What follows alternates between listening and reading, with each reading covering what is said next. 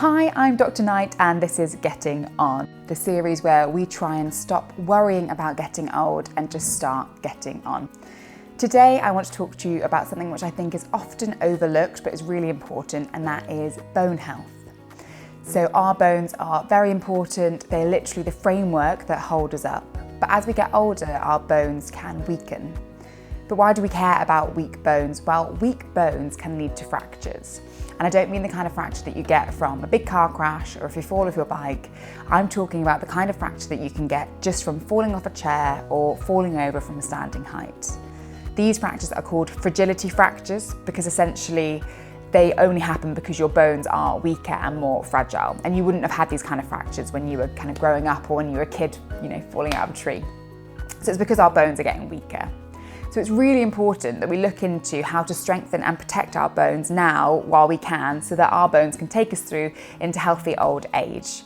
In order to understand what we can do to actually strengthen and protect our bones, I think first we have to understand what's actually happening. Now, I could do a whole series on bone health, but I think let's just start with the basics to begin with.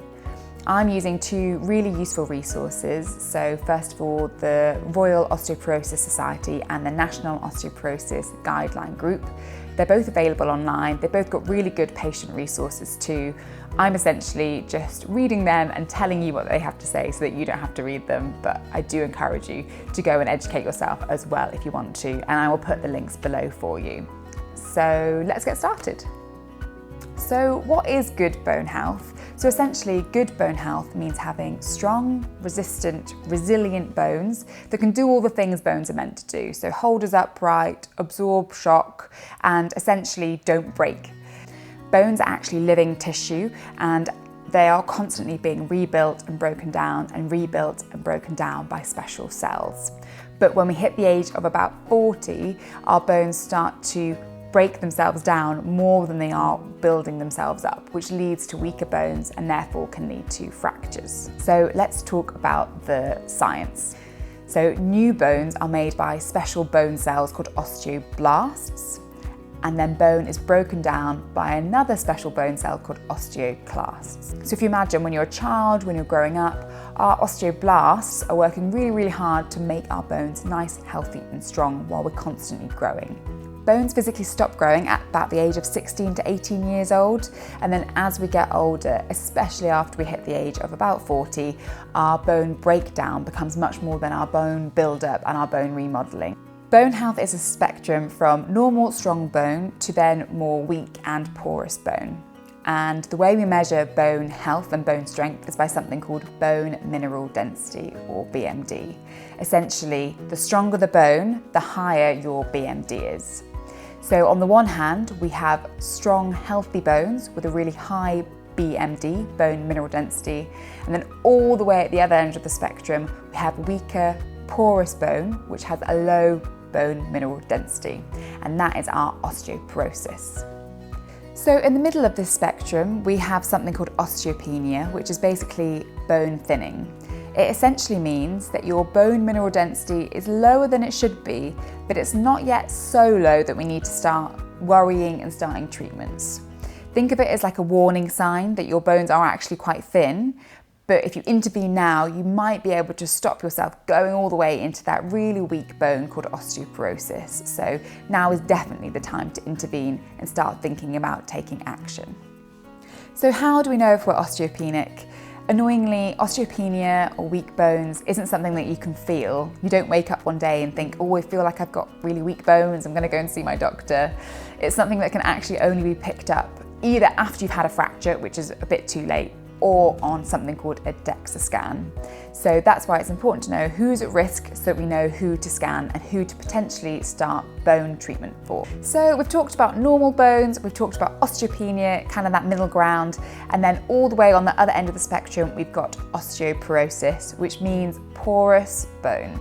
So the structure of the bone itself will change. So it becomes more porous, which means it has more holes in it, and it becomes less dense. If you imagine a sponge that's been used for many, many years, that sponge might eventually have more holes and more gaps in it, and the sponge becomes less good to use. And that's exactly what happens to our bone. So in osteoporosis, the bone itself becomes weaker, more brittle. And it means that if you were to, for example, fall off your chair or just fall from standing, or even if you were to sneeze, you could cause a fracture, which is called a fragility fracture. Not to scare anyone, I've actually never seen anyone have a fracture from just a sneeze, but I have read about it, so it can happen.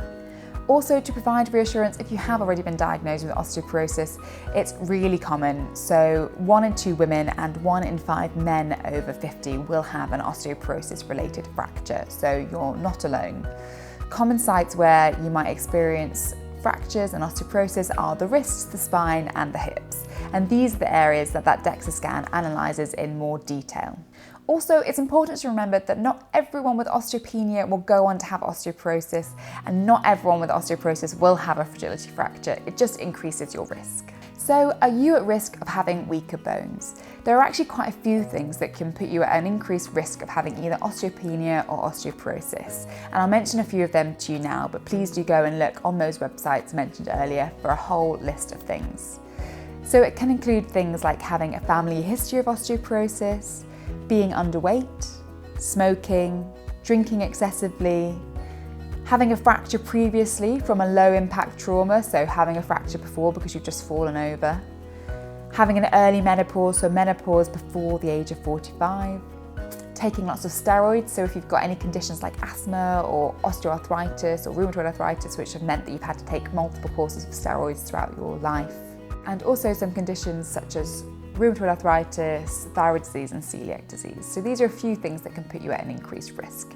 There are tools that we use to assess your risk of having weaker bones, and it's something called the FRAX score.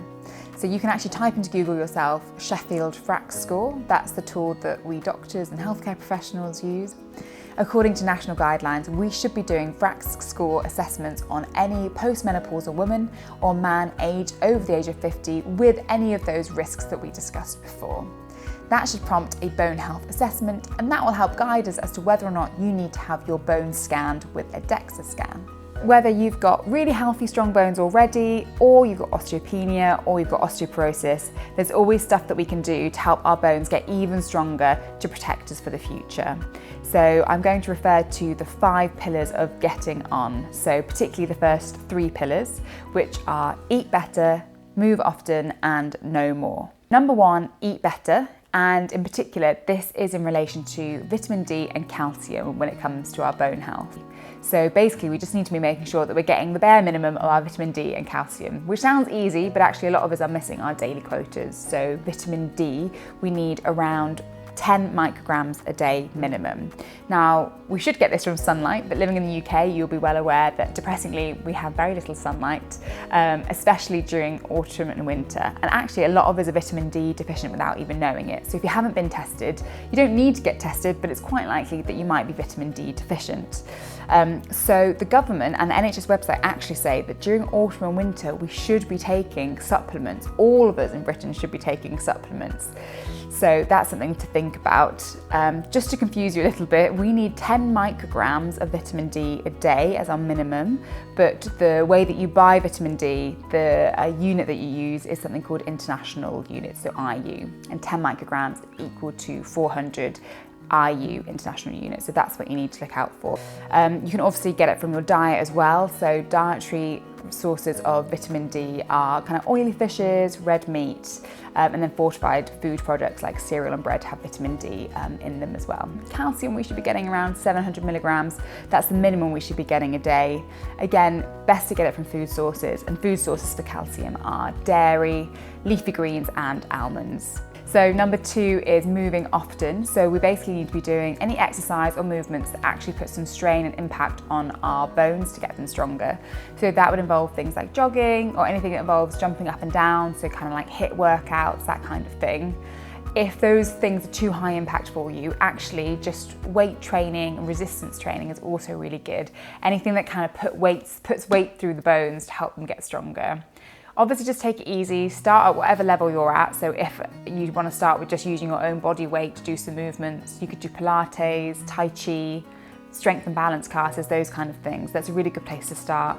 Then build in using some extra weights and then resistance bands training. You know, you can work your way up from there. And then number 3 is know more. So I think after watching this video, hopefully you actually have a bit more knowledge about bone health, which is useful to start with, but then having a bit of knowledge about what you're doing to your body that might be affecting your bone health. So actually, if you smoke, stopping smoking can be really, really beneficial for your bones. And we know that smoking has a direct link to having osteoporosis, and the same with drinking alcohol. So reducing your alcohol intake is also going to be beneficial for your bones.